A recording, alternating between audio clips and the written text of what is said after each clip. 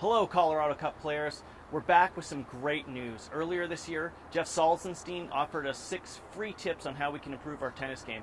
Well, he's back with another video exclusively for the Colorado Cup, and this time it's all about doubles communication. I hope that you take the time to watch this video.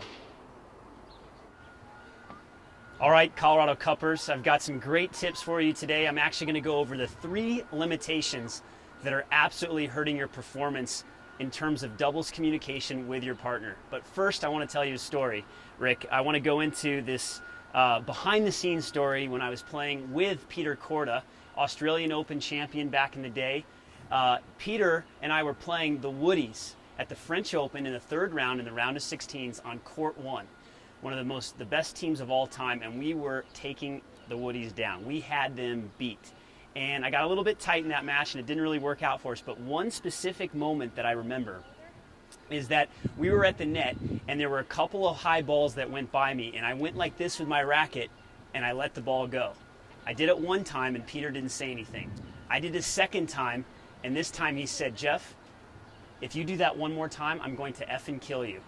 And that was the doubles communication I got from Peter Korda. So you wouldn't think that would come from a former top 5 player in the world, but you would be surprised at some of the things that happens out on the pro tour. Now that is definitely not what you want to do when you are playing with your partner in the Colorado Cup. First limitation is body language. They say that 90% of all communication is nonverbal. So if you drop your shoulders after your partner makes a mistake, you're doing a couple of things. Number 1, you're showing your partner that you don't really believe in him or her. Good point. And number 2, you're showing your opponents that you don't believe in your partner and you guys don't think you can do it as a team. So it is a double whammy. It's even worse than singles.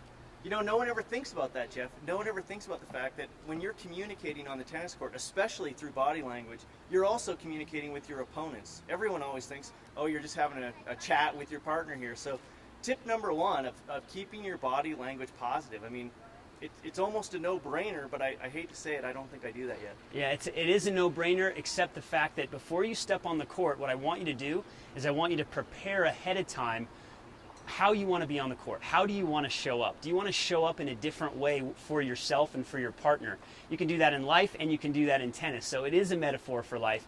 But if you go around throwing your arms in the air or going like this when your partner makes a mistake, nobody's going to have any fun. And the whole idea, of course, you want to win the match, but it's got to be fun first. And I find that if you set that intention before you get out on the court, it makes a huge difference. Now I want to get to the second limitation, and that's all about overcoaching or giving too much advice. If you've ever seen armchair quarterbacks, they're watching NFL games, they're sitting on the couch, and they say, oh, he should have called that play or should have done that. Well, nobody wants an armchair quarterback as a partner. Your whole goal is to ask your partner, hey, how can I support you? How can I make things better for you? If you need anything, let me know. You don't want to offer unsolicited advice on how to hit a forehand volley or hit up more on your serve, unless your partner asks. If your partner says, hey, how do you think I can improve my return right now? By all means, give a tip.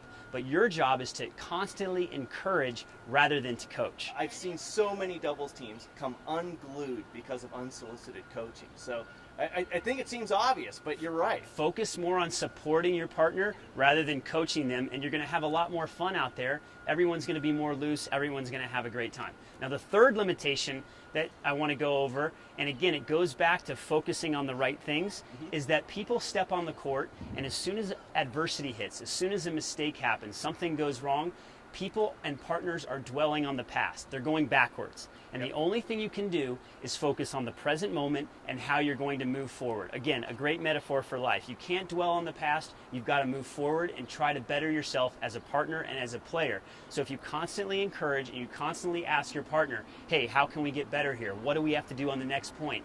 Let's get this right here. A lot of positive body language, like I mentioned before. The whole idea is to move forward and to stay present.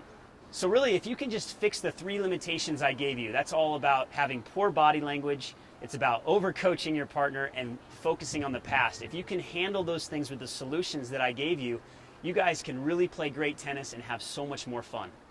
All right, Rick, so what do you think? I gave you the 3 tips. I gave the Colorado Cuppers the free tips on how to have effective doubles communication. Do you think it's going to work?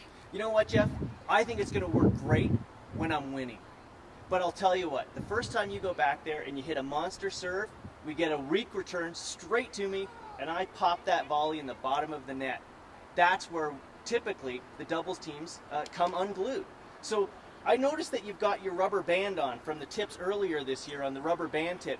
Would this be a good time for me to start flicking that rubber band and trying to refocus and really get focused on the 3 tips you've offered me? Absolutely. Flick that rubber band, because if you have one around your wrist and you pull on it, you can remind yourself to go from a negative state of mind, to go from frustration and anger into a more peaceful state. That's the reminder that you want to get more positive and to be more proactive on how you can be a better partner and how you can play better tennis. And the whole idea is to have that ability to get your frustration and anger out quickly. Don't hold it in and keep letting it fester. Get it out, or make sure you pull on that rubber band and focus on more calming thoughts. Take a deep breath and smile, because after all, we're supposed to have fun out here, right? Absolutely, Jeff. And I will do my best from now on to stand tall with a smile. I'm not going to offer you any coaching, I promise. And I will do my best to stay focused on the next point, on the next game, and on the last set. And hopefully that last point will be mine and my partner's. Yeah, that's definitely what you want to do. All right, I really enjoyed sharing these tips with you today on doubles communication. Go out and try it out with your partner, and we'd love to get your feedback and your comments if you feel like it's going to help your game, and enjoy the rest of the season. Thanks, Jeff.